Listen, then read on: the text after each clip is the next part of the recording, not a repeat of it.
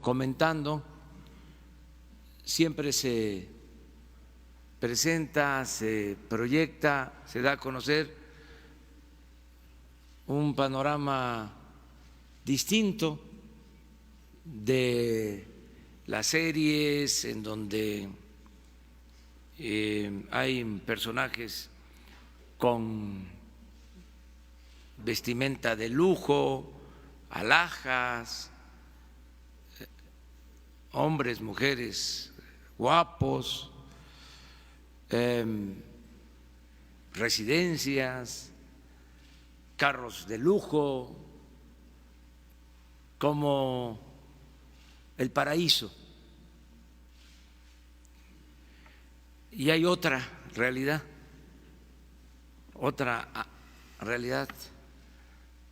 amarga, que no se conoce mucho, no hay información suficiente.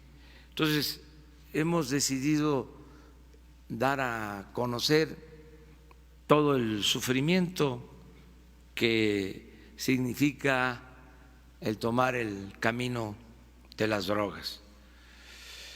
Desde luego, no es una campaña aislada, se inscribe en el plan de atender las causas que originan la drogadicción, la inseguridad y la violencia. Por eso se está impulsando el bienestar, porque la paz y la tranquilidad son frutos de la justicia, el que haya oportunidades para los jóvenes, que no nos quedemos nada más en etiquetarlos como ninis, como se hizo en los gobiernos anteriores, y se les dio la espalda y se les dejó en estado de indefensión y fueron enganchados muchos y tomaron el camino de las conductas antisociales. Ahora hay programas para el bienestar, hay becas, hay trabajo para los jóvenes como nunca. El día de hoy puedo decir que vamos a llegar a la meta de 1 millón de jóvenes trabajando en el programa Jóvenes Construyendo el Futuro. Y hay opciones de trabajo, de modo que es atender las causas, abrir oportunidades, poder convencer de que la verdadera felicidad pues tiene que ver con el camino del bien, que solo siendo buenos podemos ser felices, que esa felicidad efímera, pasajera, temporal, no es lo más recomendable, y que se sufre mucho con optar por el lujo barato. Entonces, esta campaña lleva ese propósito. También el objetivo es reducir el consumo de drogas en nuestro país, porque ha venido creciendo mucho y si no actuamos frenando, deteniendo el consumo, es difícil, muy difícil, complicado garantizar la seguridad pública, la paz, la tranquilidad. Porque ¿qué sucede si un joven es enganchado, cae en la drogadicción? para adquirir la droga tiene que dedicarse a actividades ilícitas. Entonces, tenemos que prevenir por todos los medios y se está trabajando de manera muy profesional este asunto. He venido insistiendo mucho porque era algo que teníamos pendiente. No podíamos echar a andar la campaña porque, aunque se están atendiendo a los jóvenes, no había una infraestructura de salud y de prevención para jóvenes. Ahora ya se está creando esta infraestructura para que los jóvenes puedan acudir a centros de orientación para los adolescentes que se están reforzando en instituciones del gobierno federal en todo el país.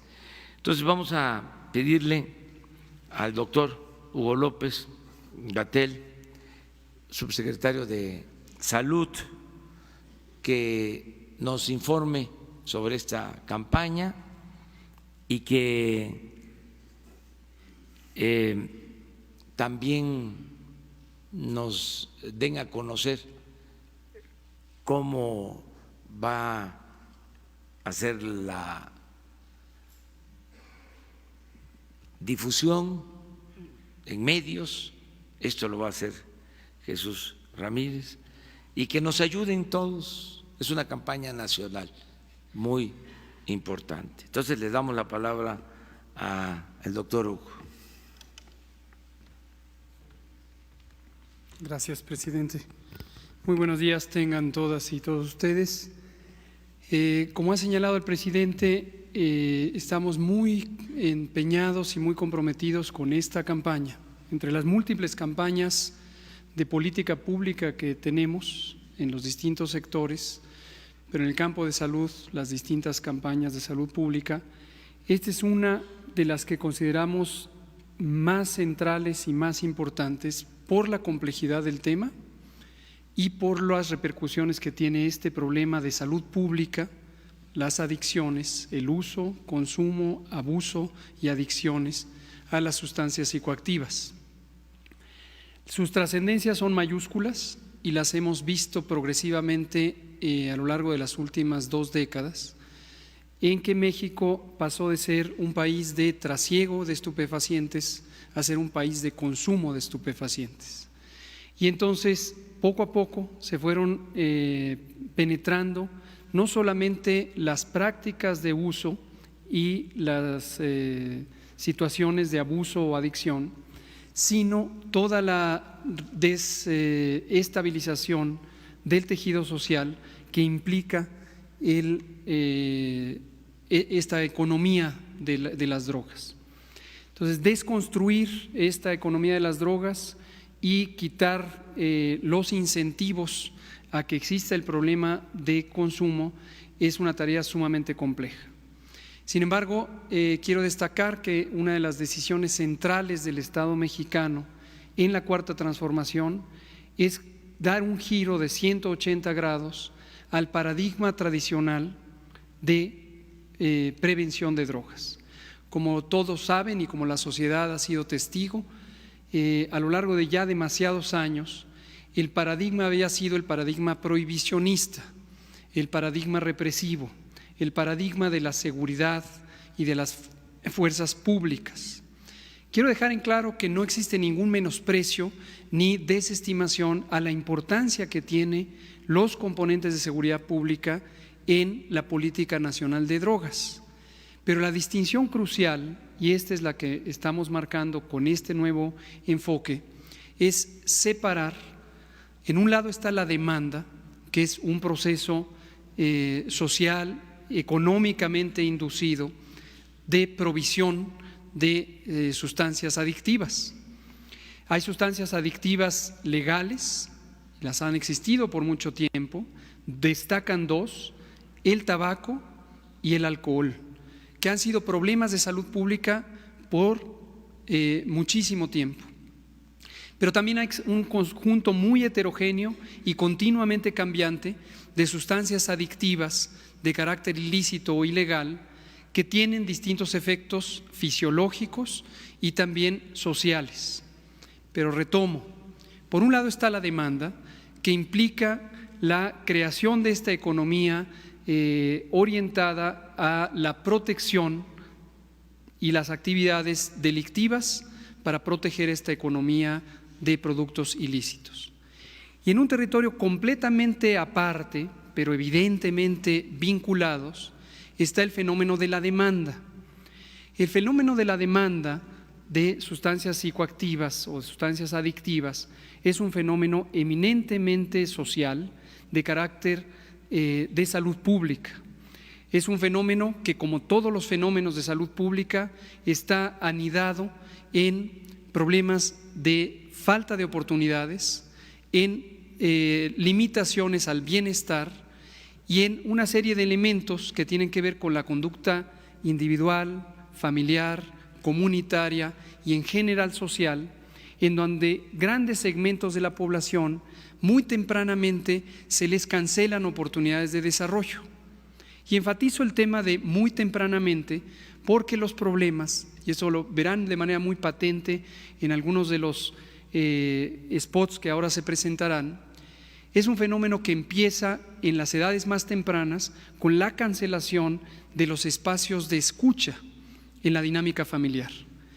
Y fenómenos que son parte del mismo conglomerado, como la violencia doméstica, la violencia de género, la violencia comunitaria, que tiene todo un abanico de expresiones, desde las más evidentes y lesivas, como puede ser el feminicidio, como puede ser el homicidio, pero también pasan por el fenómeno de lesiones autoinfligidas. Y no perdamos de vista que a lo largo de los últimos 10 años, las lesiones de causa externa, incluyendo los homicidios y los suicidios, ocupan las primeras 3 causas de muerte, en no pocas ocasiones la primera, en jóvenes. Entre 5 y 25 años ocupan las primeras 3 causas de muerte, las lesiones. Entonces, este fenómeno de violencia que se vive desde el espacio familiar, donde al niño muy pequeño no se le toma en cuenta, no se le escucha, no se atienden sus necesidades, progresivamente va confluyendo en un espacio de aislamiento para ese niño, para esa niña, para esa joven y ese joven que no encuentran un espacio de inclusión en la sociedad.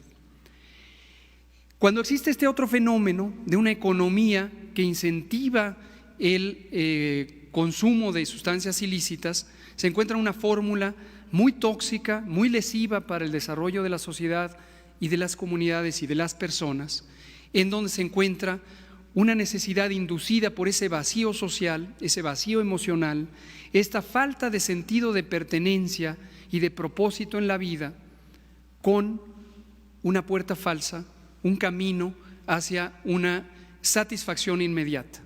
Y esta satisfacción inmediata tiene varios componentes. Un componente es fisiológico, es parte de la naturaleza del funcionamiento del cerebro humano, en donde las sustancias psicoactivas se vuelven en elementos de liberación de la tensión emocional que implica este fenómeno de aislamiento. Entidades clínicas formalmente reconocidas como la depresión y la ansiedad ocupan también los primeros lugares de las manifestaciones orgánicas y psicofuncionales de esta juventud que va creciendo en ese vacío, insisto, emocional, social y de sentido de pertenencia. Entonces, un primer elemento enganchador es la sustancia en sí misma y sus efectos neuropsicológicos. Pero otro elemento inmediatamente cercano es el encontrar en la actividad delictiva el sentido de pertenencia que no se ha encontrado en las actividades sociales, porque en las actividades sociales convencionales están deprivados de ese espacio. No hay un mecanismo de construcción de la identidad, de construcción de la personalidad en una sociedad armónica, en una sociedad generosa, incluyente, participativa, en donde el sentido de pertenencia es el que viene de la acción altruista, de la acción compasiva. Entonces vean ustedes lo complejo que es el fenómeno en su construcción y pueden anticipar lo complejo que es la desconstrucción de esa dinámica social tan compleja.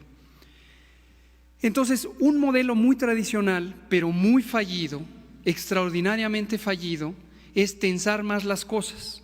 Es pensar que si la actividad de tráfico, producción, tráfico y comercialización de estupefacientes es ilícita, el consumidor es ilícito también.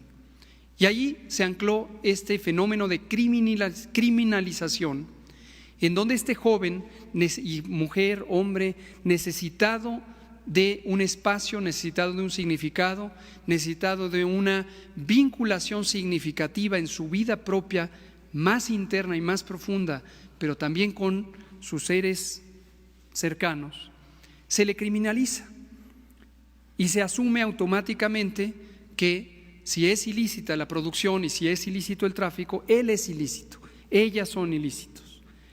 Y se le aísla más, porque ahora vienen numerosas capas de estigma, de discriminación y de separación del sentido de pertenencia social.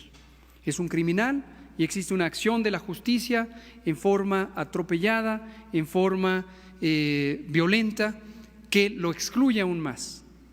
No perdamos de vista que cada elemento de exclusión social es un elemento de aislamiento emocional y es un elemento de privación de oportunidades de encontrar el punto de significado de vida. Entonces viene la criminalización, viene la acción de la justicia, viene la deprivación de la libertad en el sentido estricto de la palabra, porque una proporción inmensa de los jóvenes que están en las cárceles, locales, estatales y federales, son jóvenes que se ingresan por haber tenido una primera exploración de consumo de sustancias psicoactivas, por tener un uso de sustancias psicoactivas o por ser víctimas de un fenómeno complejo social de adicción. Entonces solo estamos echando más gasolina al fuego y estamos contribuyendo a la destrucción de la oportunidad de la paz.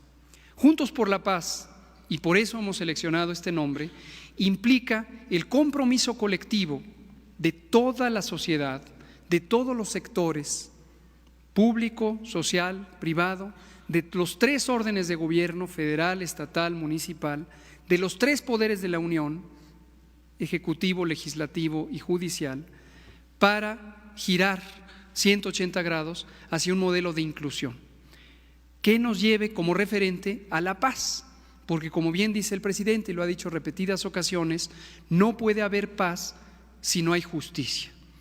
Y la justicia en este fenómeno tan complejo implica hacer justicia no solamente en el sentido formal de la aplicación de la ley, implica hacer justicia con ese vacío social y ese vacío emocional que centenas, millares, decenas y centenas de millares, millones de jóvenes, mujeres y hombres han tenido en nuestro país a lo largo de ya demasiados años.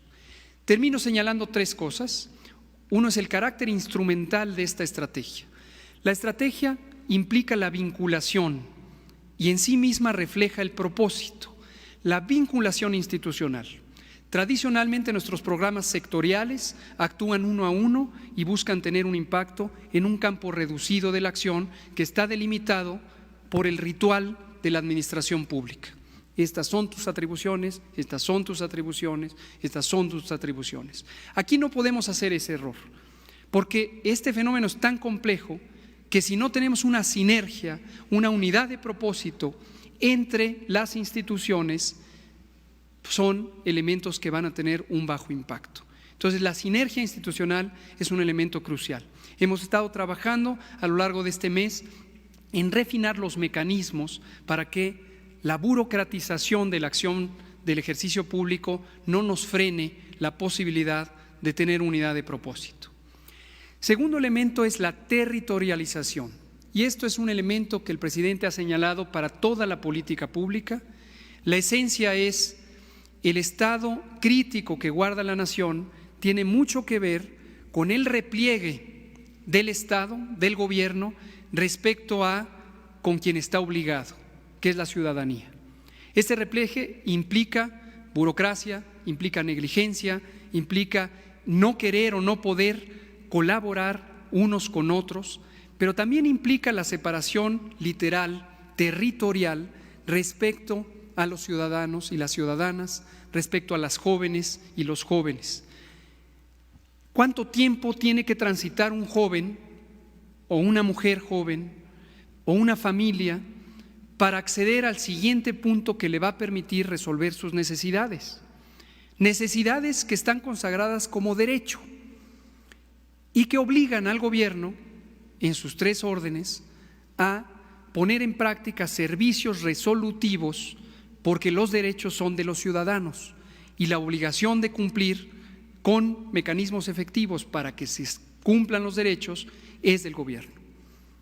Entonces, implica esa territorialización acercarse a ellos, no tener una ventanilla y esperar a que lleguen a una clínica, a esperar a que lleguen a un centro comunitario, a esperar a que lleguen a un espacio de recreación, porque en muchos esos espacios han sido degradados estructural y funcionalmente. Se necesita acercar el espacio resolutivo, la acción resolutiva, a las y los ciudadanos, donde están ellos. Hay que ir a recuperar el espacio público. Termino con ese punto. La territorialización implica rescatar el espacio público en favor de la salud, de la cultura, del bienestar, de la participación comunitaria, del espacio de identidad colectiva de las y los jóvenes. Y por eso hemos empezado el proceso de implantación tomando algunas de las regiones más críticas, no solo como tradicionalmente se hacía en términos de la magnitud absoluta del consumo de drogas, y mucho menos el punto donde existe como referente la criminalidad. Son objetivos importantísimos, pero si nos dejamos desviar solamente pensando en los indicadores de criminalidad como punto de entrada, vamos a caer, la inercia nos va a hacer caer en el mismo error de ver a jóvenes utilizando drogas y pensar que son criminales y tener una acción policíaca, una acción militar en contra de ellos. Criminalizar a la víctima en lugar de asumir la responsabilidad del Estado de brindarle los servicios. Vamos a empezar próximamente en la Tierra Caliente de Michoacán, en varios municipios, no todos ellos adyacentes, y esto atiende también a una identificación de oportunidades de confluencia, donde hay unidad de propósito también con el gobierno estatal y con los gobiernos municipales y con las distintas organizaciones que han estado comprometidas con este tema. No quiere decir focalizar para excluir a todos los demás, que quede muy claro. La instrucción y la meta es de carácter nacional, pero vamos a demostrar con un primer modelo de implantación el efecto positivo que tiene la sinergia de estos servicios. Y tenemos varios instrumentos, como ya señalaba el presidente. Uno que destaco es el modelo del Centro de Atención Rural a los Adolescentes que tiene el IMSS Bienestar. Y ahora que estamos en la gira con el presidente, visitando los hospitales rurales y las unidades médicas rurales del IMSS Bienestar, que van a ser la base estructural del próximo Instituto Nacional de Salud para el Bienestar, encontramos este modelo muy poderoso de vinculación comunitaria entre pares. Y se suma al programa de jóvenes que tiene INJUVE, en donde existe también este modelo de consejería por pares, y se suma un modelo extraordinariamente vigoroso que ya está ahora en 7,800 semilleros de la cultura por la paz que la Secretaría de Cultura ha puesto a disposición, y es un modelo de confluencia en torno al arte, en torno a la expresión de la cultura comunitaria. El joven encuentra en la música, en el teatro, en el circo, en estas expresiones culturales, la posibilidad de expresar libremente su identidad y su profundidad emocional. Tengo el gusto de presentar, me lo ha pedido el presidente, también al nuevo Comisionado Nacional contra las Adicciones, aquí presente, es el doctor Gadi Sabiki Sirot. Les platico un poco de él. El doctor Gadi Sabiki es un psiquiatra mexicano que se formó como médico cirujano en la Universidad Nacional Autónoma de México. Después hizo la especialidad de psiquiatría en el Instituto Nacional de Psiquiatría Ramón de la Fuente Muñiz. Ahí mismo hizo la subespecialidad en adictología y después ha tenido diversos entrenamientos internacionales en cursos de especialización. Él fue el fundador de la Clínica de Adicciones del Instituto Nacional de Psiquiatría y fue su director hasta hace pocos años. Él ha sido un referente nacional en la convocatoria y conducción de distintas mesas de consulta social sobre temas sensibles como la despenalización o descriminalización del uso y consumo de cannabis. Ha sido también el miembro latinoamericano representativo en distintos foros organizados por organismos internacionales en torno a sustancias psicoactivas de alto impacto como las metanfetaminas y la Conferencia de Praga. Y además, a lo largo de más de 12 años, ha sido un promotor social de este modelo de inclusión y de esta urgente, apremiante necesidad de quitar el enfoque criminalizante de este grave problema social. Entonces, es realmente un privilegio, le agradecemos al presidente haber nombrado a el doctor Sabiki Sirot, Gadi Sabiki Sirot, como comisionado nacional de las adicciones, y es un elemento crucial para la correcta desarrollo e implantación de Juntos por la Paz, la Estrategia Nacional de Prevención contra las Adicciones. Gracias. Gracias. Señor presidente, señor secretario, vocero de la presidencia, al cuerpo de la prensa, es para mí un gusto estar esta mañana frente a ustedes. Agradezco mucho la amable presentación que ha hecho el doctor López-Gatell sobre mi persona, pero quisiera empezar por decir que el que se me haya hecho esta encomienda de encabezar la Comisión Nacional contra las Adicciones, si bien a tono personal para mí es importante, termina por ser algo más bien irrelevante. Lo que es importante en este caso es el que en mi voz se representa una parte importante de los reclamos de la sociedad civil, de muchos otros colegas, de familias, de personas que han sido afectadas por el problema de las sustancias psicoactivas, de la adicción, de todo lo que esto conlleva. Y en ese sentido mi papel aquí va a ser tratar, como ya lo decía también el subsecretario, en primer lugar de dar un giro de la criminalización y la mano dura hacia la libertad, la ciencia, el libre desarrollo de la personalidad. El objetivo de la Comisión Nacional contra las Adicciones es uno importante, ambicioso. Me parece que en este momento yo llego a una CONADIC que tiene un capital humano muy importante, muy valioso. Los compañeros que están dentro de la comisión son ciudadanos y ciudadanas que traen muy puestas la camiseta. Queremos ser parte articuladora de esta estrategia nacional que ha tenido bajo su liderazgo el doctor López-Gatell junto con la Secretaría de Seguridad, y esta es una mancuerna que tradicionalmente ha funcionado, como ya lo comentaban, para tratar de enfrentar esta situación. Quizás queremos alterar un poco el orden de los factores. Anteriormente parecía como que de frente, en primera instancia venían las fuerzas del orden público y por detrás veníamos los sanitaristas y los médicos quedándonos con lo que quedaba por resolver. En este momento queremos que la cara de esta estrategia sea humanista, sea médica, sea diseñada para ayudar a la población, y en ese sentido también hay un espacio para que se ejerza la fuerza pública, la acción legal, pero queremos que esto se lleve a su mínima expresión. Otra cosa importante que quiero comentar es que la Organización Mundial de la Salud ha considerado que casi el 75% de las personas que tienen algún problema relacionado con sustancias también tienen cuando menos un otro problema de tipo psiquiátrico. Y en ese sentido queremos que el consumo de sustancias no se vea como una parte ajena a la salud mental. Los problemas de consumo de sustancias, de dependencia, tienen que ver precisamente con la salud mental, y en ese sentido queremos borrar un poco esta línea de lo que hay entre la salud mental y las adicciones, porque pensamos que es un solo camino.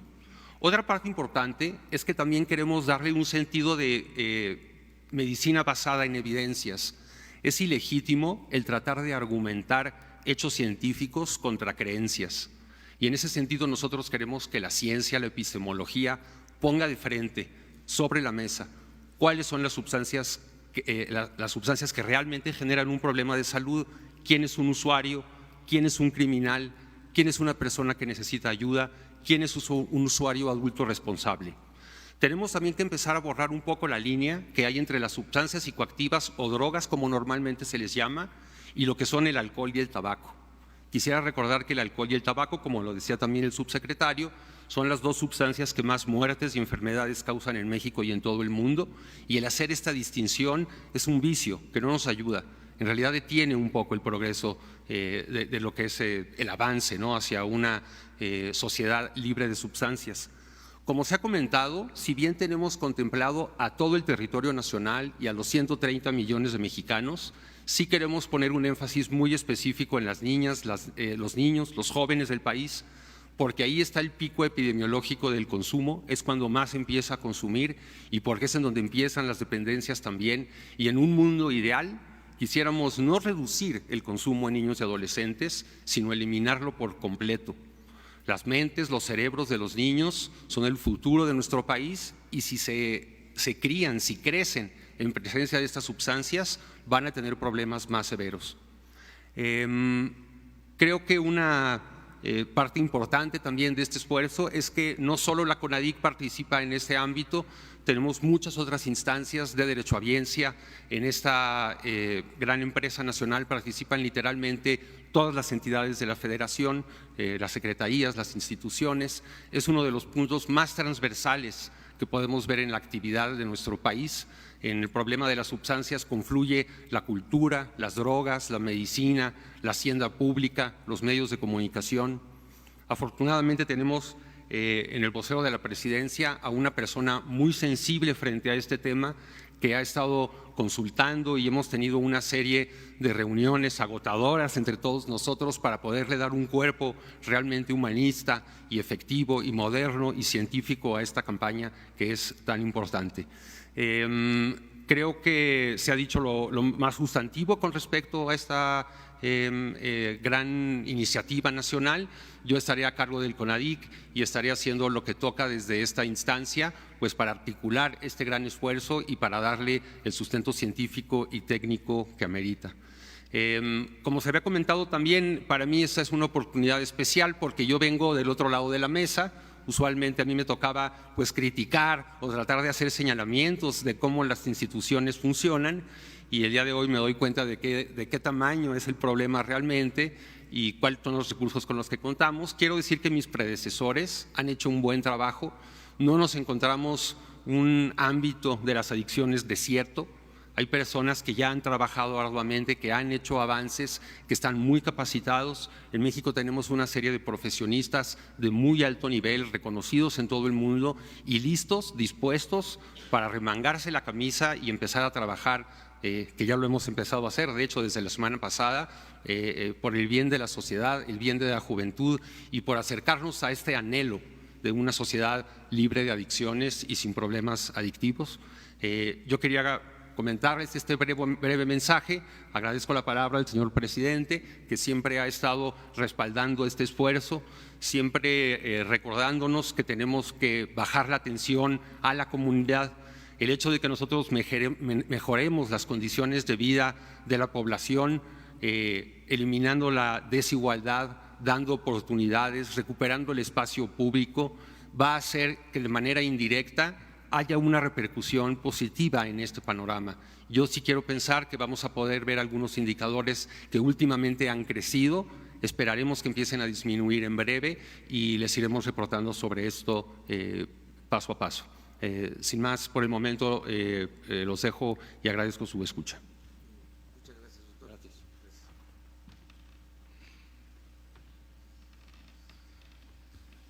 Buenos días, con permiso, señor presidente, subsecretario, comisionado. Pues solamente para presentar los nuevos mensajes y carteles que hay sobre la campaña en esta etapa. Como bien señaló cuando se presentó en una anterior conferencia, La campaña es una convocatoria social, va más allá de solo mensajes publicitarios, se trata de una activación, de hacer conciencia de que el tema de adicciones, de salud emocional, salud mental, la cultura de la paz es una responsabilidad colectiva, es una responsabilidad de la sociedad, de la comunidad, y por lo tanto lo que se trata es construir puentes y generar capacidades y desarrollar posibilidades de ayudarnos mutuamente a salir de cuando alguien se sienta solo, tenga problemas en la familia, en la escuela, en la comunidad, encuentre el soporte institucional para hacerlo, pero también la mano amiga, la mano fraterna del compañero, del hermano, la hermana, el padre de familia, el maestro que pueda tender la mano. Se trata de construir una capacidad de diálogo y romper con esta división que se ha hecho entre exitosos y fracasados, entre quienes son sanos y enfermos, y señalar que cuando hay una situación de problemas de uso de sustancias, de problemas de soledad, de estrés, pues también es una responsabilidad colectiva y no solo un problema individual. Esto es lo más importante, que el mensaje es que la solución para trabajar el tema de la violencia, las adicciones, es un trabajo de la sociedad, de la comunidad y que nos involucra a todos. Por eso la convocatoria también implica a los medios de comunicación, a los periodistas, a los médicos, a los profesores, a los maestros de todos los niveles, sobre todo a nivel de educación básica, primaria, secundaria. Ahora que inician clases el 22 de agosto, se va a promover el reparto de una guía para profesores, una guía para padres de familia, para propiciar este diálogo a nivel de la comunidad educativa y tomar cartas en el asunto. Se trata también de que ocupemos el espacio público. Para construir la paz también hay que recuperar nuestra comunidad en el espacio público, en los lugares donde podamos convivir y intercambiar y bueno, pues realmente vivir. Y en ese sentido, parte de la campaña de información, de visibilización de esta situación es un llamado a salir, a romper el miedo y un poco en una frase se puede sintetizar: de la casa a la plaza, a convivir intergeneracionalmente, todas las generaciones, todos niños, jóvenes, adultos mayores, padres de familia, de volver a recuperar nuestras plazas, nuestros parques, porque pues, es el espacio social natural, y ahí es donde vamos también a potenciar capacidades culturales, encuentros, información, por supuesto con la convocatoria, la constitución de clubes por la paz, que van a ser estos semilleros donde se va a ofrecer, donde se va a poder dar información, donde se va a tender la mano, se va a poder canalizar a la atención y tratamiento a quienes lo necesiten, pero también se va a ofrecer una serie de actividades culturales, de formación cultural, clubes de ajedrez, en fin, circo social, teatro social, generar condiciones para que desde las comunidades se pueda desarrollar actividades, formación artística y cultural, porque sobre todo el tema del combate al uso problemático de sustancias o a la soledad, a las situaciones de problemas de la salud mental y de la salud emocional, pues es un tema cultural también, y en ese sentido esta es también una batalla cultural y por la información.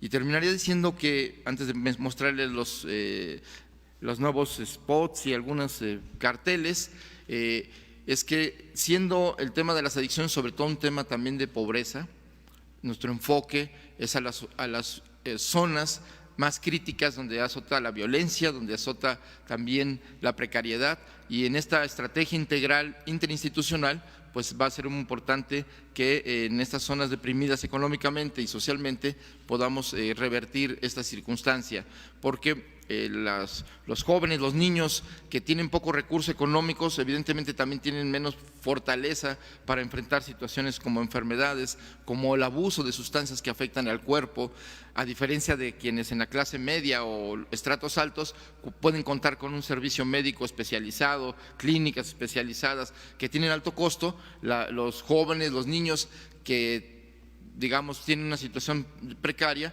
pues no tienen acceso. La idea es fortalecer las capacidades institucionales para que las clínicas rurales, para que los hospitales urbanos puedan dar este servicio integral de calidad para que se merecen nuestros jóvenes y nuestros niños.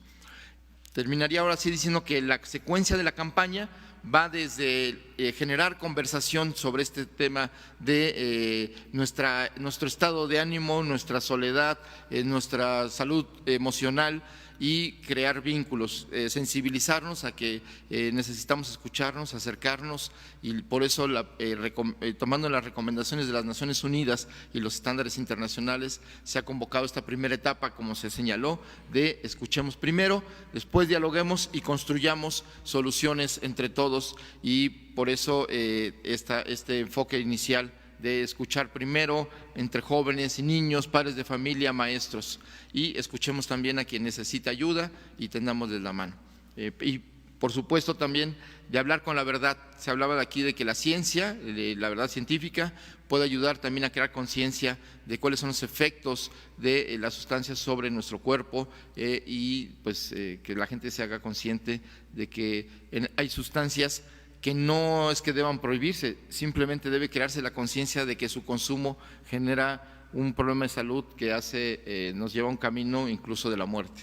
Entonces se trata de visibilizar la realidad y a partir de ella reflexionar las soluciones que podamos contar. Adelante, por favor.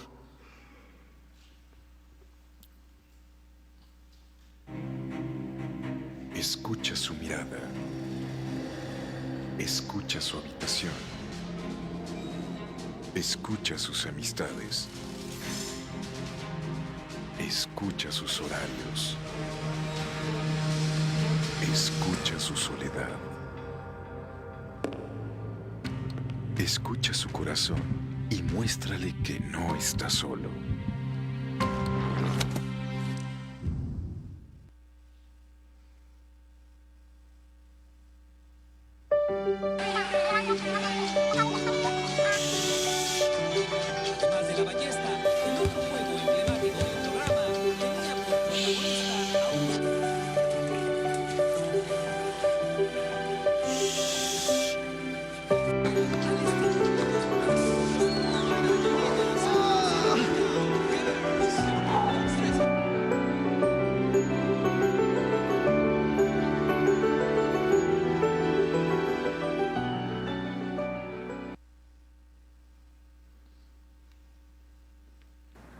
La que más me dañó fue la cocaína, que nada más fue medio año, pero sí me acarrió muchas consecuencias, demasiadas, al grado de empezar a robar. Voy, me destrozo, consumo, llego a mi casa y finjo que todo está bien, que ya voy a cambiar, cuando la realidad no era esa. Mi mamá cae en una depresión tan fuerte que llegó a parar al psiquiatra, y yo es cuando me doy cuenta, digo, ¿qué estás haciendo, Ricardo, no? Fue un extremo que ya empecé a darme cuenta cómo ya mi vida empezaba a cambiar, dejaba de estudiar, dejaba de hacer mis responsabilidades por estar consumiendo, ¿no? Mi vida era estar consumiendo, estar en el relajo, y empecé a ver cómo descuidé mi vida o las cosas importantes. Juntos por la Paz, Estrategia Nacional para la Prevención de las Adicciones. Yo he tenido, bueno, esa depresión que se puede decir, pero por otro factor. Después de haber sufrido esto, violación, mi cerebro no se conectaba con mis pies, no podía caminar. Tenía miedo que me ocurriera otra vez. El peso de una comunidad marginada, aislada, crítica, violación y todo lo demás.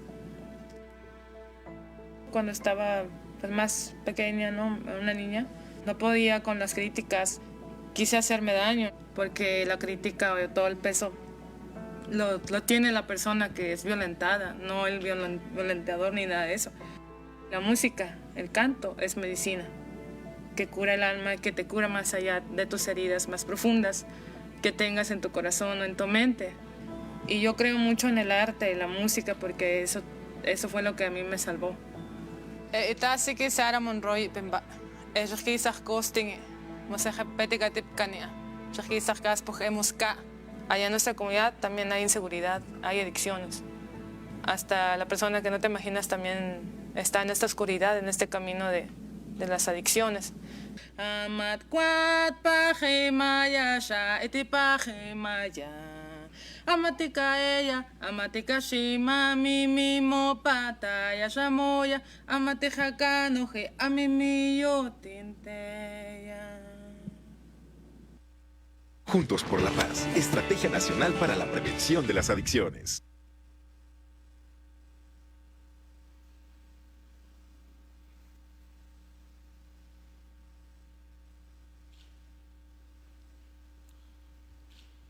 Aquí nada más señalar que hay diferentes niveles y públicos, aunque el enfoque es a niños y adolescentes, vamos a hacer una especial campaña de información sobre algunas sustancias químicas que están generando ya un problema, una pandemia en nuestro país, particularmente la metanfetamina y el fentanilo, que es una nueva droga que es muy adictiva y que a la primera engancha, y que sus consecuencias a la salud son muy graves y en corto plazo.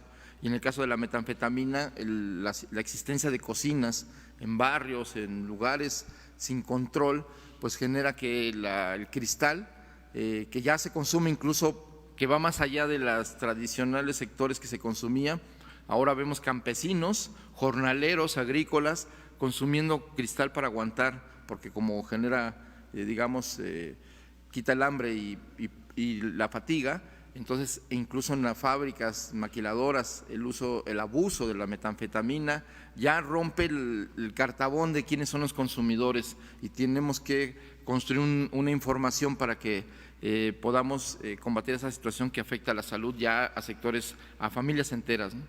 y a comunidades enteras. Ahora vemos, por ejemplo, hay regiones donde la propia el crimen organizado paga con estas sustancias a toda la red criminal de halcones, sicarios, etcétera, y entonces realmente hay regiones del país donde la mayoría de los jóvenes están enganchados en estas sustancias. Entonces tenemos que establecer estrategias informativas y muy localizadas y focalizadas para poder lograr esta conciencia y que la gente sepa qué puede suceder en el abuso de estas sustancias, y ofrecer alternativas de otro tipo, laborales, educativas, en fin, de formación artística, además de la atención médica y el tratamiento. Bueno, muchísimas gracias, presidente.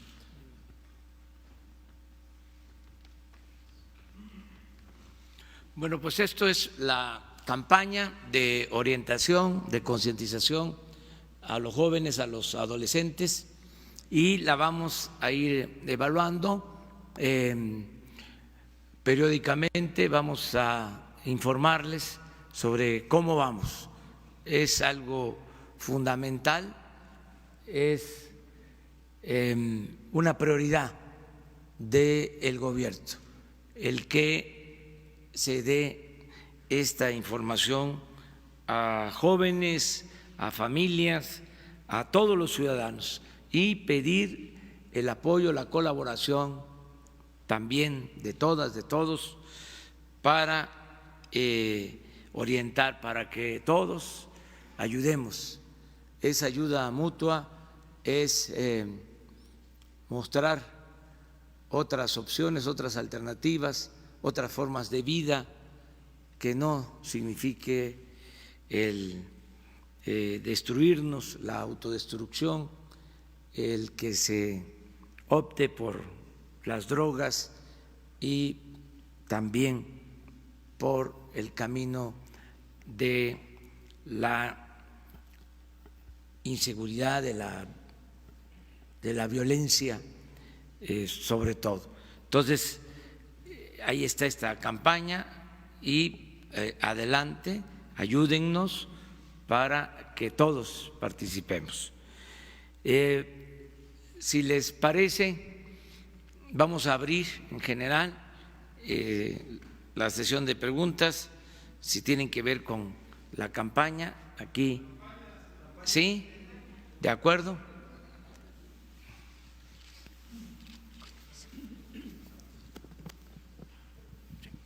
Federico Lamont. Señor presidente, en lo que compete a usted, si estaría en condición de establecer una campaña para declarar santuario antidrogas a las primarias y secundarias. Esto se planteó hace varios años, pero a la fecha no existe el compromiso de un gobernante para llevarlo por igual. En el hoyo de Ixtapalapa, en la delegación más poblada de la Ciudad de México, o Anapra y Loma de Poleo en Ciudad Juárez, o en Metlatónoc y Cochuapa el Grande en el estado de Guerrero, por un lado. Y para el señor subsecretario o para el relevo del doctor Mondragón y Cal, preguntarle si ya existe una estadística respecto a esta cruzada o campaña para el consumo de jóvenes estudiantes de primaria y secundaria, porque la última referencia que tenemos es hasta el 2014 o 2016. Esa sería la primera pregunta, señor presidente y señor subsecretario, y al sucesor de Mondragón y Cal. Sí, me gustaría declararlo, lo hago con mucho gusto, el que las escuelas, los centros educativos, los hogares estén libres de adicciones, pero pues no es solo con buenas intenciones, tenemos que atender el problema, prevenir, que es el propósito, que podamos convencer, persuadir, más que lo prohibitivo, como aquí se ha dicho, de que hay otras opciones, hay otras formas de vida, y esto tiene que ver con mejorar las condiciones de vida, las condiciones de trabajo, hacer más humana la convivencia, fortalecer valores, apoyarnos mucho en la familia, la importancia que tiene la familia, lo hemos dicho en otras ocasiones, la familia es la principal institución de seguridad social que hay en nuestro país y han habido muchos problemas de desintegración de las familias. Hay que procurar que se mantenga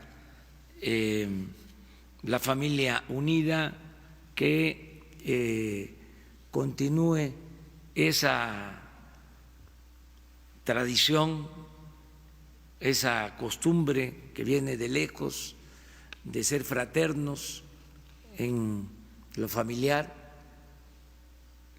que es como un tesoro que tenemos los mexicanos, con todo respeto a otros países.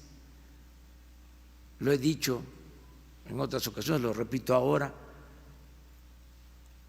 las familias en otros países no tienen la fraternidad,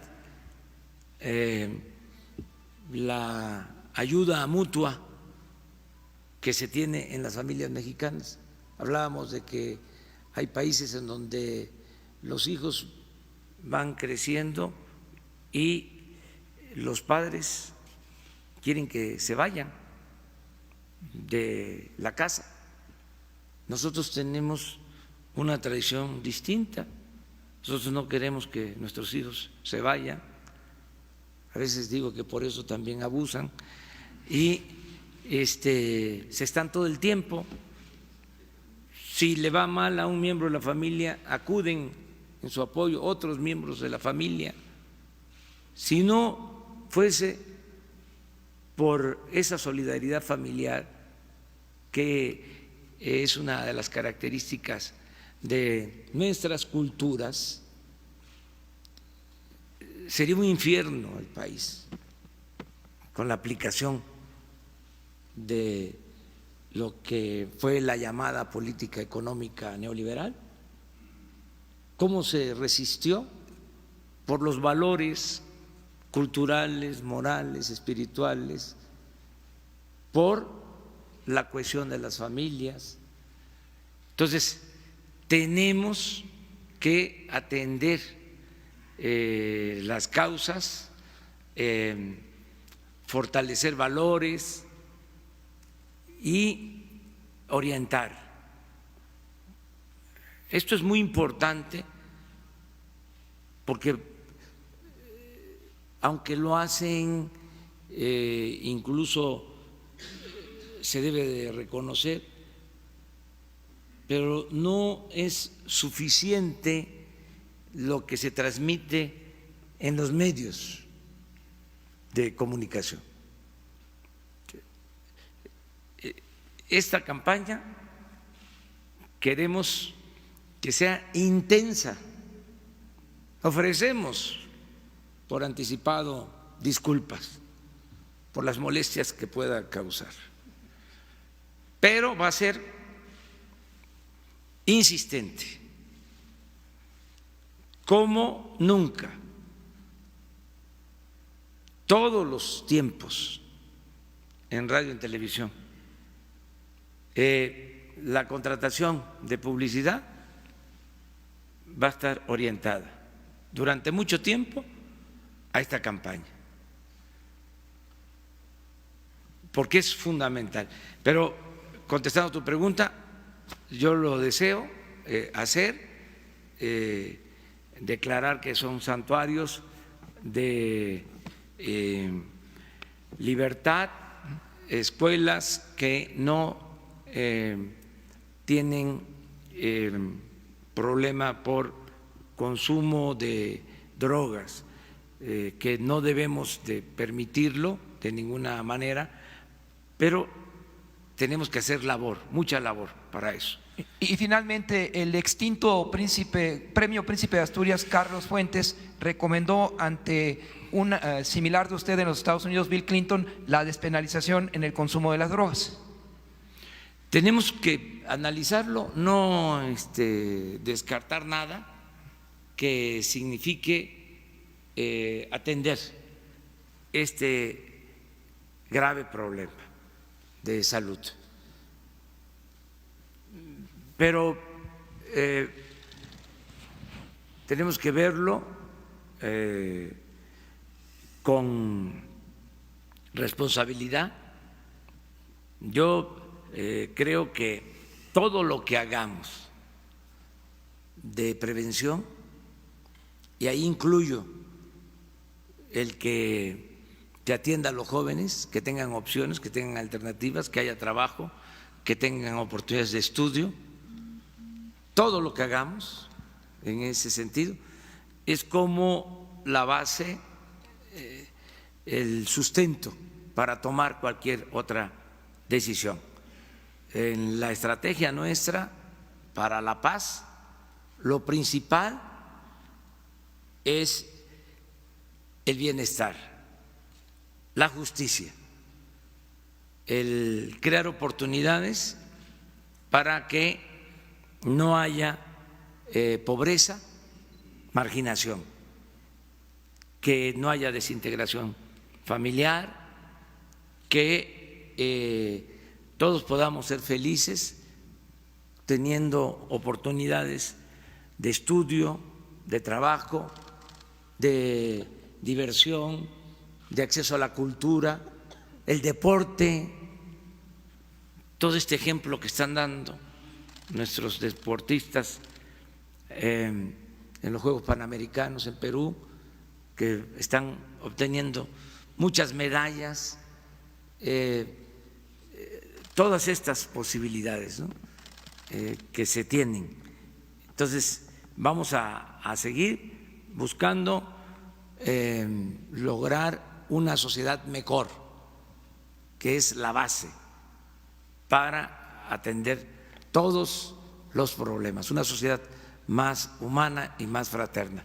Y ahora sí que el doctor nos pueda contestar sobre tu segunda. Con gusto, presidente. Respecto a la información, tenemos varios sistemas de información. Uno de los más antiguos es el Sistema de Vigilancia Epidemiológica de las Adicciones. Este es parte del Sistema Nacional de Vigilancia Epidemiológica y tenemos información desde 1980 y tantos, y 88 concretamente. Es una información múltiple, viene de múltiples fuentes, no solamente de actos médicos, como es la mayoría del sistema de vigilancia, sino que recaba información de sistemas, servicios médicos forenses, de ministerios públicos, también de agrupaciones sociales que atienden a personas que usan y abusan de sustancias. Y este sistema se suma a otros que existen, más recientemente creados en CONADIC, como el Observatorio Mexicano de Adicciones. Y uno de los retos interesantes ahorita que nos estimula es, nuevamente lo retomo, confluir. De nada nos sirven sistemas que solo producen números si no los entendemos, si no los analizamos inteligentemente, si no creamos inteligencia de la información, conocimiento. Y si no mantenemos una conciencia clara que detrás de cada número hay una persona, hay una vida humana. Y el asunto no es solamente ir a un ritual de producir cifras y cifras, es decir, 20 más, 5 menos, 8 de acá, 10 de allá.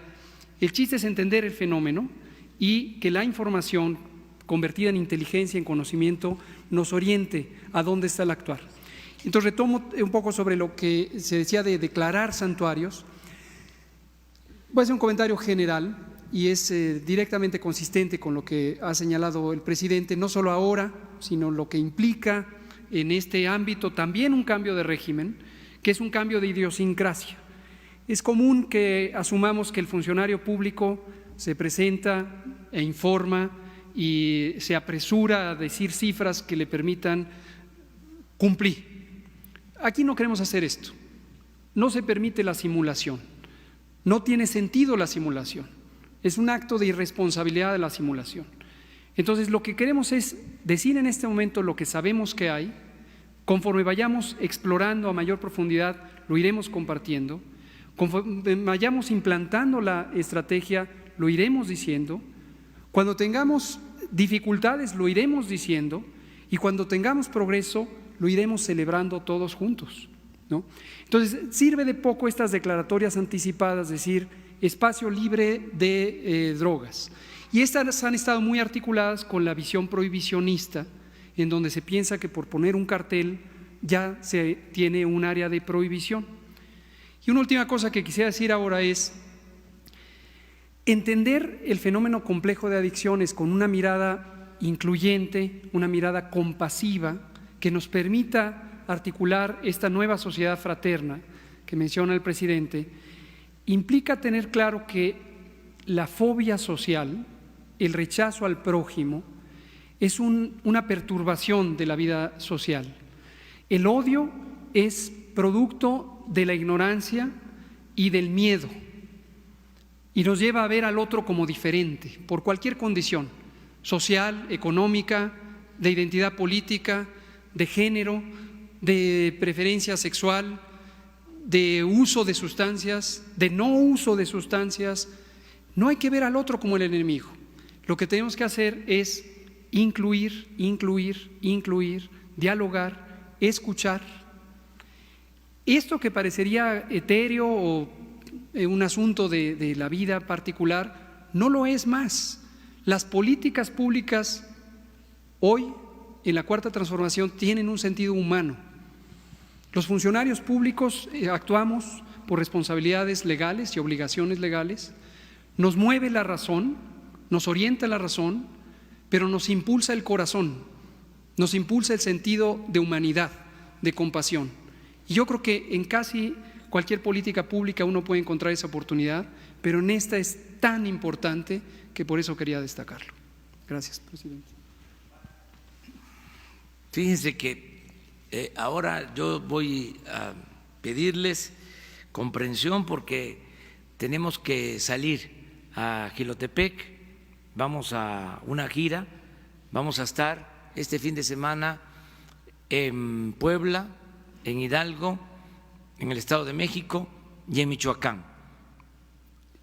Les decía la vez pasada, les comentaba que el lunes próximo la conferencia de prensa va a ser en Valle de Bravo, porque vamos a llevar a cabo la reunión de seguridad en Valle de Bravo. Entonces, si quieren, si les parece, les doy alguna respuesta de asuntos generales. ¿Mande? A ver, bueno, mire, se lamenta mucho el asesinato de un migrante hondureño en Saltillo. Hoy en la mañana recibí la información sobre lo que sucedió. Es un asunto vinculado con la policía del estado de Coahuila. Ellos reconocen que en una acción, en un operativo, asesinaron lamentablemente a un migrante hondureño. De todas formas, hoy instruí para que se haga la investigación, porque hubo una versión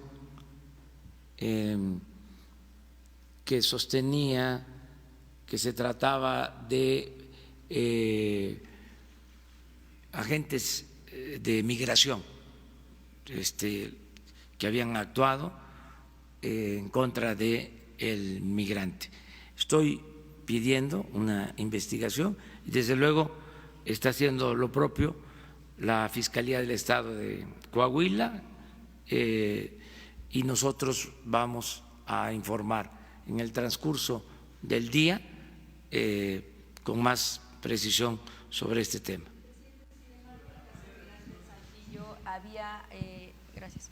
Sin embargo, la Casa Migrante Saltillo ya desde hace más de una semana había dado señales de que habían rondines de militares, principalmente por la Casa del Migrante, sí, y precisamente incluso la CNDH emitió algunas medidas cautelares. Presidente, saber si se atendieron estas medidas cautelares y si esto no pudo haber sido precisamente causa de a lo mejor del temor de los migrantes por este tipo de acoso, que así fue como lo señalaban por parte de elementos, sobre todo federales, y a lo mejor tal vez por miedo corrieron, porque se habla de que incluso hubo disparos y que se repelió precisamente esta agresión, pero bueno, pues se cuestiona si un migrante pudiera tener incluso un arma de fuego. Vamos a aclararlo bien, pero nosotros somos respetuosos de los derechos humanos y se recomienda, además es una convicción, de que no haya acoso, mucho menos violación a los derechos humanos, y que se atente contra la vida de las personas. ¿Se va a investigar si en efecto hubo Sí, esta cosa? estamos analizándolo. La vez pasada se informó que era un patrullaje que no tenía el propósito de introducirse en la casa. No creo, porque no es ese el propósito. O sea, no hay esa intención. Eso es mi punto de vista. Respeto la opinión de todos, pero no somos represores. No vamos a hacer racias, no van a llevarse a cabo masacres como sucedía en los gobiernos anteriores. Entonces, es otra cosa completamente distinta.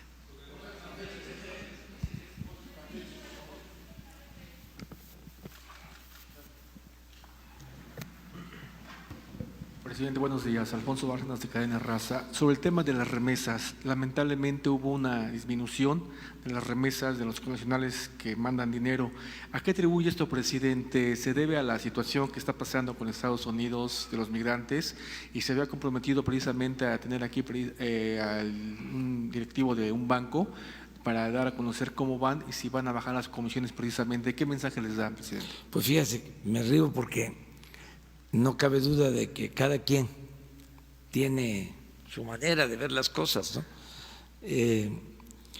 Yo siempre digo que tengo otros datos y hasta se burlan, porque la información que tengo sobre las remesas, o sea, cada quien lo ve de acuerdo a su visión, ¿no? y es legítimo. Pero el dato que yo tengo es que en remesas es el semestre en que se han recibido más remesas desde que se está midiendo, desde que se tiene información sobre remesas. Entonces, a lo mejor te refieres, porque eso digo que depende de cómo vea uno las cosas, ¿no? A lo mejor te refieres de que bajó en junio con relación a junio del año pasado.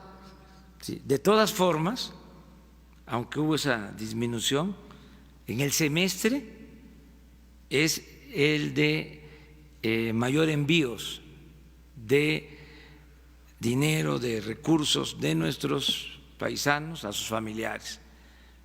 Los héroes vivientes, nuestros paisanos migrantes, que siguen apoyando a México porque esa es la principal fuente de ingresos que tiene nuestro país, sobre todo la fuente de ingresos que más beneficia, que más ayuda, porque se distribuye por todo el país el apoyo que envían nuestros paisanos. Entonces, esa es la información que tengo yo.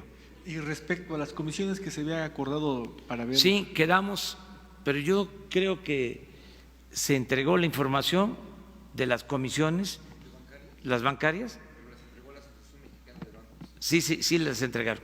De todas maneras, nosotros las entregamos. Sí, otra pregunta, referente, ya estamos a días de que inicia el ciclo escolar, se había comentado de que los niños, sobre todo a nivel preescolar, primaria, se iban a desaparecer los comedores comunitarios. ¿Ya está este plan realmente en coordinación con el gobierno capitalino, con el programa de comida caliente? Efectivamente van a desaparecer los comedores en las escuelas, con el fin precisamente de garantizar la comida a todos. Continúa. Y no haya discriminación de que unos sí comen o no comen, y también, sobre todo también porque hay escuelas que están haciendo negocio con ese tipo de comedores que está manejado por un particular. En este caso, ¿cómo va a ser en ese nuevo ciclo escolar? Pues hay que ver a qué se refiere esta información. En el caso de la ciudad se tienen comedores, o se tenían, no sé, es el gobierno de la ciudad. Y en el caso de los estados hay desayunos escolares que son parte del programa de desayunos escolares que tienen los gobiernos de los estados. Como está actualmente, o sea, lo que puedo decir es que no se suspende ningún programa que tenga que ver con la alimentación de los niños, para ser claros, pues, porque luego pues se puede pensar de manera distinta. Aprovecho también para aclarar, y más informar y aclarar, de que se firmó el contrato, o se firmó la revisión del contrato colectivo con el sindicato de trabajadores petroleros, y un periódico, El Reforma, dice que nos venció el sindicato o el líder del sindicato. Aprovecho para pedirle a Reforma que revise cómo se llevaron a cabo las cosas. Le voy a pedir al director de Pemex que dé a conocer los términos en que se firmó el contrato, porque, contrario a lo que dice el Reforma, obtuvimos un ahorro en prestaciones que se otorgaban a dirigentes sindicales, obtuvimos un ahorro de 1.600 millones de pesos.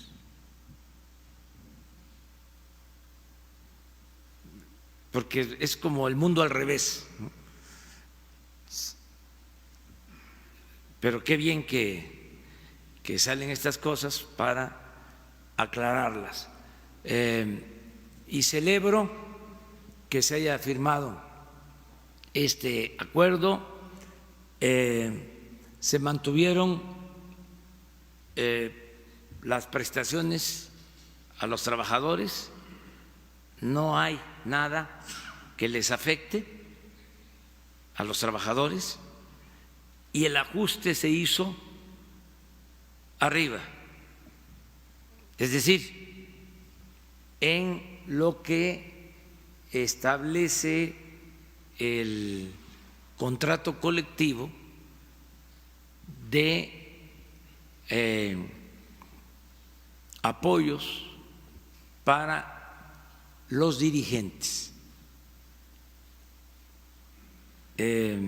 gastos de comisión, de viáticos, todo eso que está establecido en el contrato. Se llegó a un acuerdo de una disminución del orden del 80%. Entonces, hoy le voy a pedir al director de Pemex que informe.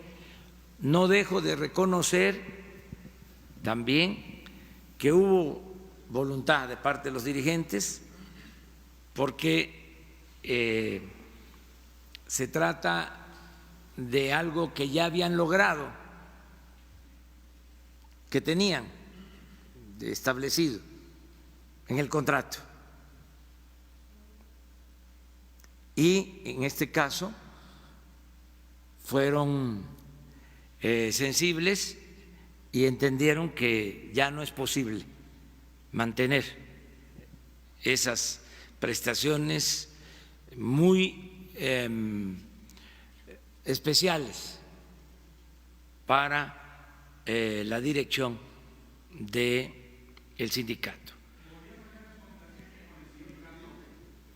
El gobierno es respetuoso de los sindicatos y lo que busca es convencer de que ya no puede haber privilegios para nadie.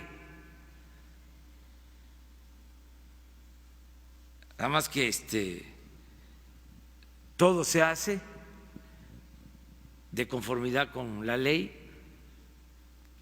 porque hay un auténtico Estado de Derecho. No se pueden imponer las cosas. No se puede desconocer un contrato colectivo.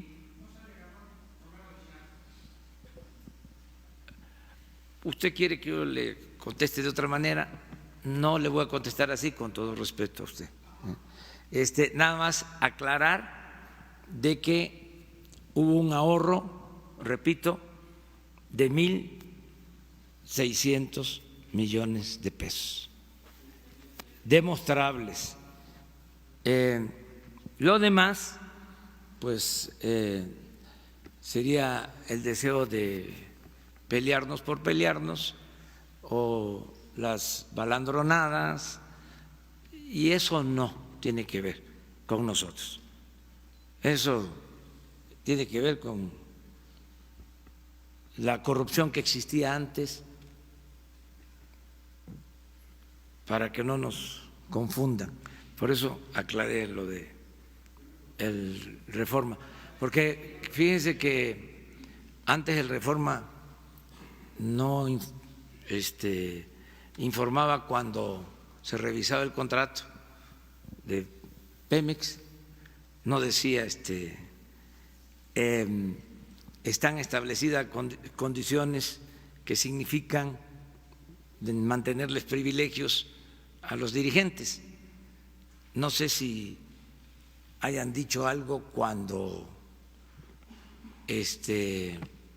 hubo aquella campaña en que llevaron dinero del sindicato petrolero a un partido, pero en fin, nada más es aclarar el derecho de réplica para que no nos confundan, no somos iguales. Sí. Gracias, presidente. Nancy Rodríguez, de Oro Sólido. Precisamente en este tema, ante la aprobación de la reforma laboral, hay efervescencia en el ámbito obrero y también sindical. En nuestro medio hemos publicado cuestiones, han venido aquí de Cananea, de los de Luz y Fuerza, de algunos sindicatos nuevos que quieren surgir en la Secretaría de Relaciones Exteriores, en Sedesol. Presidente, a mí me gustaría, si usted me lo permite, si pudiera hacer un pronunciamiento por un lado y por otro un posicionamiento a lo siguiente que le voy a plantear, por favor. Durante este periodo neoporfirista que usted acaba de acuñar hace unos días, o de pillaje, quedó prácticamente prohibido escribir sobre luchas obreras por instrucciones presidenciales. Yo cubría el sector obrero, por eso se lo digo. Las secciones del sector obrero desaparecieron. En las redacciones ya no se hablaba de esto, incluso los medios públicos también dejaron de escribir sobre el sector obrero. Se dejó de hablar de los despedidos de la Volkswagen en aquel entonces, de Corona, de Flecha Roja y hasta la fecha, como usted lo acaba de señalar. Pero además, señor presidente, en este periodo empezó la compra de líderes sindicales y el deterioro, pues obviamente, de las condiciones laborales de los trabajadores y también del salario. Estos líderes ya empoderados económicamente y políticamente, pues empezaron a tener en sus listas a comentócratas que usted ha citado aquí mucho y a reporteros incluso, ¿no? Entonces, por favor, presidente, estos líderes además hicieron sus propios periódicos, como La Crónica del Bester Gordillo en aquel entonces. Entonces, si nos pudiera dar, le digo, su pronunciamiento y sobre todo su posicionamiento, porque hay mucha efervescencia laboral. Y ayer se publicó en el Diario Oficial la ruta para legitimación de los contratos colectivos. Entonces, si nos puede… Sí, estamos iniciando una etapa nueva a partir de la reforma laboral, agregaría auténtica, porque hubo una reforma laboral en el periodo neoliberal, de las llamadas reformas estructurales, que solo significó quitarle derechos a los trabajadores. Ahora es distinto. Ahora se garantiza la libertad sindical, tiene que haber democracia sindical, no hay sindicatos paraestatales, no se auspicia lo que coloquialmente se conoció durante muchos años como sindicalismo charro, no se auspicia tampoco a sindicatos blancos, sindicatos hechos por los mismos patrones para no garantizar buenos salarios y prestaciones a los trabajadores. Todo eso se termina y la revisión de este contrato así lo indica. Nos plantearon que estaban dispuestos a bajar la edad de jubilación, mejor dicho, aumentar la edad de jubilación. Dijimos no. A lo mejor a eso se refiere el Reforma, porque ellos tienen una concepción conservadora. dijimos no. Lo que queremos es que se bajen los privilegios de arriba, de los dirigentes, no de los trabajadores. Esto se los comento porque son las nuevas reglas. No vamos nosotros a afectar a los trabajadores, al contrario, tenemos que proteger a los trabajadores, que mejoren los sueldos. Es una vergüenza, es inhumano que el salario en México sea de los más bajos del mundo, que no haya prestaciones sociales para los trabajadores. Toda la mal llamada reforma laboral consistió en eso, en poder contratar por hora a los trabajadores y no reconocerles prestaciones y poderlos correr también sin garantizarles sus derechos. Eso no. Entonces, sí inicia una etapa nueva con libertad sindical, con elección de los dirigentes mediante voto libre, secreto, directo, y también algo que es importante, respeto a la autonomía de los sindicatos, que el gobierno no intervenga en la vida interna de los sindicatos. Si nos toca participar, que actuemos como jueces, es decir, que haya justicia, que no haya sindicatos predilectos del régimen, eso se termina, que sean los trabajadores los que decidan quiénes van a representarlos. Ese es el planteamiento que tenemos. Aquí aprovecho también de una vez porque me tengo que ir. Acuérdense que no voy en helicóptero, ya no hay helicópteros que los usaban, porque de eso no se habla, como si todo eso hubiese pasado hace un siglo, ¿sí? O 2 siglos. Antes usaban los helicópteros hasta para ir a jugar golf.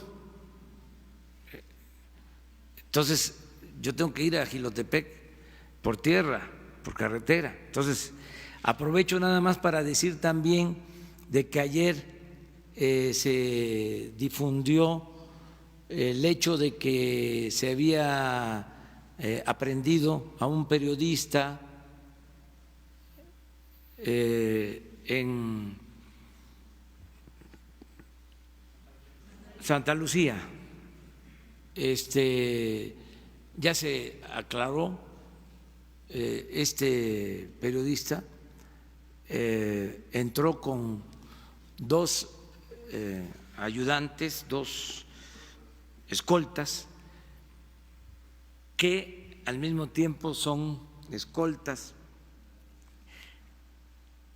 que le proporciona la Secretaría de Gobernación, mejor sí, la de protección a periodistas para defenderlos y protegerlos sus derechos humanos, pero resulta que llegan a Santa Lucía y no dicen la verdad, hablan de que iban a la clínica, porque uno de estos escoltas, o sea, pertenecen los 2 a una asociación de policías privados.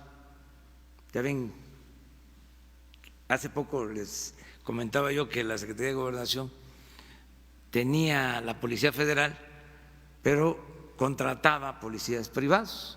Pues se mantiene eso porque no se puede de la noche a la mañana terminar con todo eso.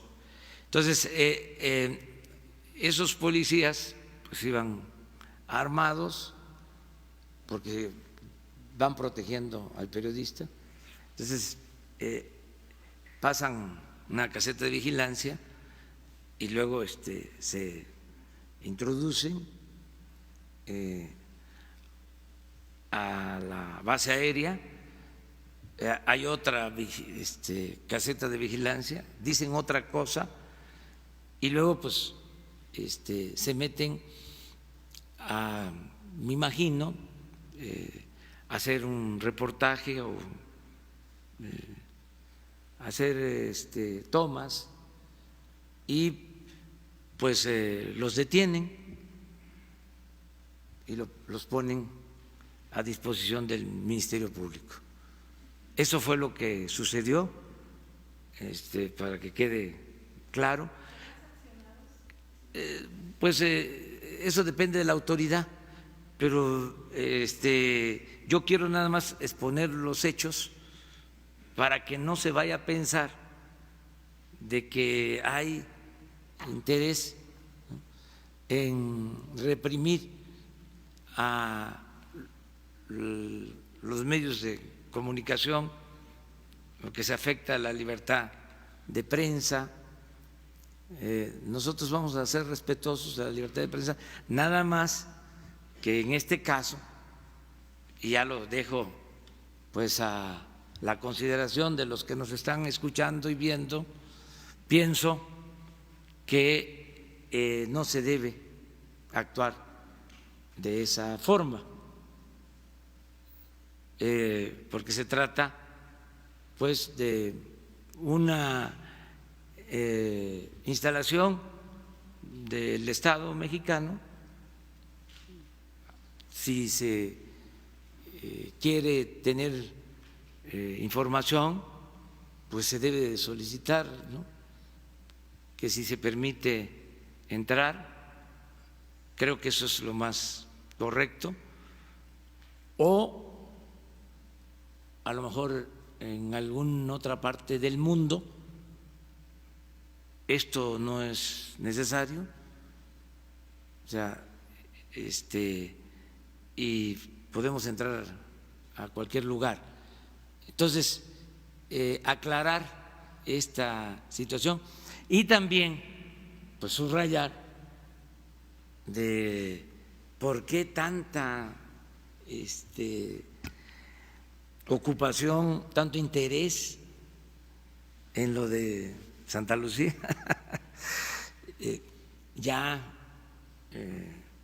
deben los que estaban interesados en la construcción del aeropuerto de Texcoco de entender que nos hace falta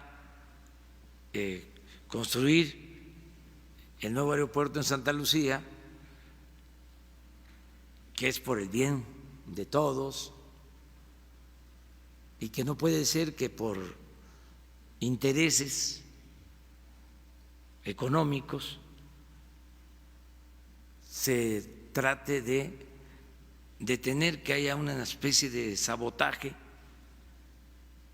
legal con amparos y con acciones de este tipo, propagandísticas en contra, para evitar que se haga una obra importante que nos va a significar un ahorro de 100,000 millones de pesos. Si van a robar 100,000 millones de pesos, para decirlo con claridad. Entonces, ojalá y recapaciten y nos dejen trabajar, que no estén pensando nada más en el lucro.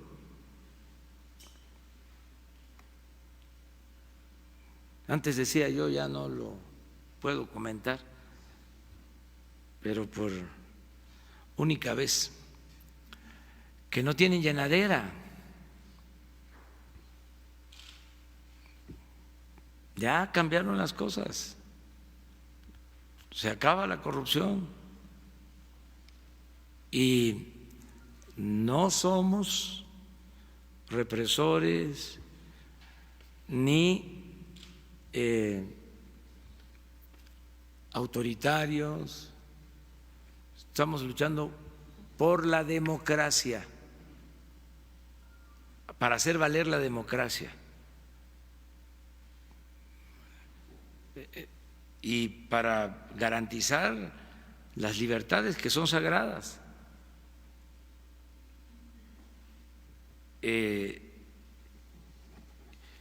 Porque ahora los que callaban como momias cuando había autoritarismo, ahora gritan como pregoneros y se convirtieron ya de la noche a la mañana en paladines de la libertad. Entonces ya cambiaron las cosas. Decirles que nosotros por convicción, por principios, por ideales, no violamos derechos humanos, no reprimimos, no limitamos la libertad de expresión, la libertad de prensa. Es un asunto de convicción. Así nos formamos. No venimos pues de la corriente conservadora. Somos progresistas. Queremos que haya justicia, respetando las libertades. Entonces, aclarar esto, ¿no? También. Y que en los medios, en este caso, por ejemplo, se comente lo que realmente sucedió. O sea, porque queda como que se detuvo a un periodista y no se explica la razón o el motivo. Y desde luego creo que es un asunto más que nada de imprudencia, de irresponsabilidad. No es un delito, o sea, desde mi punto de vista, grave. Es una forma de actuar, pero no se vale el estar mintiendo. Ahí sí, nada de estar diciendo mentiras, porque mientras tengamos la posibilidad de replicar, aquí vamos a estar contestando a todo. Muchas gracias, nos vemos.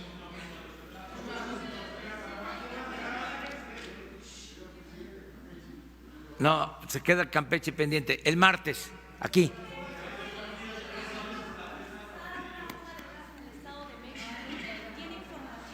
¿Le han dado información sobre eso? Sí, ahora.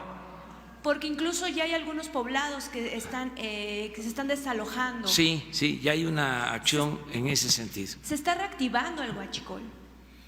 No, esa es otra cosa también que aprovecho para decir. Salió un reportaje de estas fuentes diciendo de que no tardaba y repuntaba o resurgía exactamente lo que tú estás planteando, el huachicol. No, sigue detenida la extracción de gasolinas, seguimos cerrando las tomas clandestinas y en porcentaje, desde que llegamos aquí al día de hoy, se ha reducido el robo de combustible en 94%. Es decir, nos queda 6%. Lo voy a decir de otra manera. Se robaban 800 pipas diarias. Se están robando 40. Sí, así está. Ayer fueron esa cantidad. Estamos hablando de que se roban 80,000 barriles diarios y traemos un promedio de 4,000 barriles diarios. ¿Y qué reporte le han dado sobre esta? Bueno, mire, qué bien que está. Por la nota de ayer, ¿qué periódico fue el que sacó ayer esa nota o en qué medio fue? Vamos a ponerlo de moda aquí, porque ayuda. ¿No sabes cuál periódico fue? ¿Tú, Jesús? No me acuerdo, la vida. Bueno, ahí se lo dejo de memoria, o sea, digo, de tarea. Pero así estamos, miren.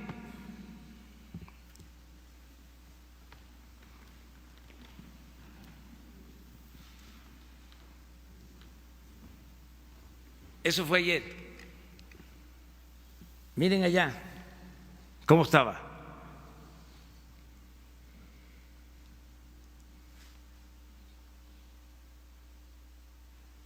Yo entiendo pues que no les gusten las mañaneras, ¿no? Que no les guste cómo hablo, porque no hablo de corrido, que me como las heces, que les estoy contestando, que les digo conservadores porque son conservadores, pero no se puede estar inventando en contra de nosotros, no se puede estar calumniando. ¿Y dónde está la ética, pues? Por eso digo que la verdadera doctrina de los conservadores es la hipocresía, el doble discurso, sepulcros blanqueados. Presidente, ¿y qué reporte le dieron sobre esta fuga, las posibles causas de Todavía es que estábamos terminando la reunión de seguridad cuando me informaron que se estaba actuando. Ahora voy a pedir información más sobre esto. Bueno, ¿está controlada la situación? Eso es lo que me informaron. Ok, gracias.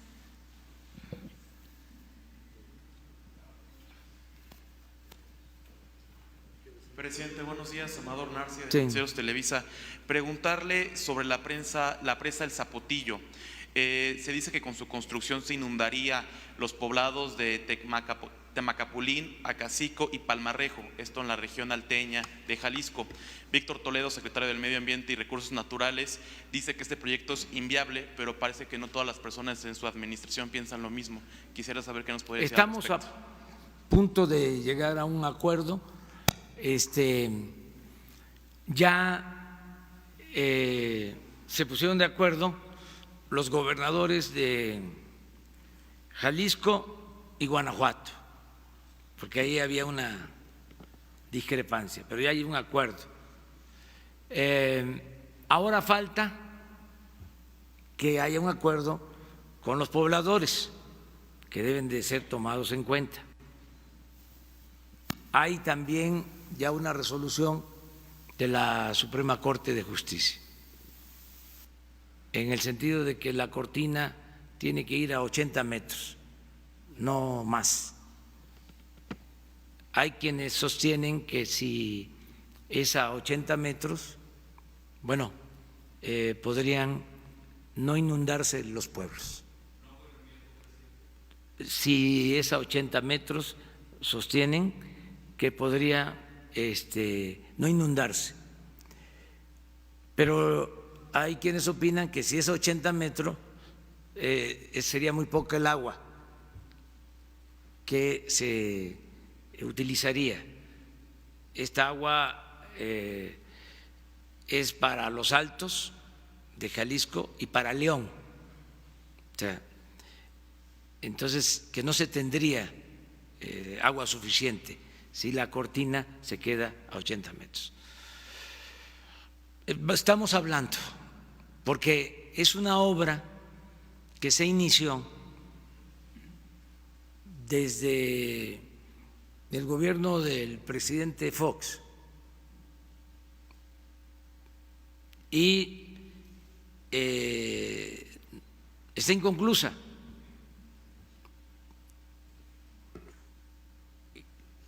Ya hay una inversión pública y va a llevar también recursos adicionales. Entonces tenemos que buscar la manera de llegar a un acuerdo, pero escuchando a los pobladores. Porque podemos ponernos de acuerdo nosotros arriba, es decir, los gobiernos. Y luego, ¿y la gente? Ahora ya no se actúa de esa manera, ahora se escucha a los ciudadanos, se toma en cuenta la opinión de los ciudadanos en todo. Esa es parte de lo que es la democracia participativa. O sea, no imponer nada, nada por la fuerza, todo por la razón y el derecho. Además, vamos a tener reuniones con las autoridades, con los gobernadores, con Conagua y con los pobladores. Y les informamos sobre el acuerdo al que se llegue sobre este asunto. Sí. Muchas gracias, me voy, si no, no llego. Dios.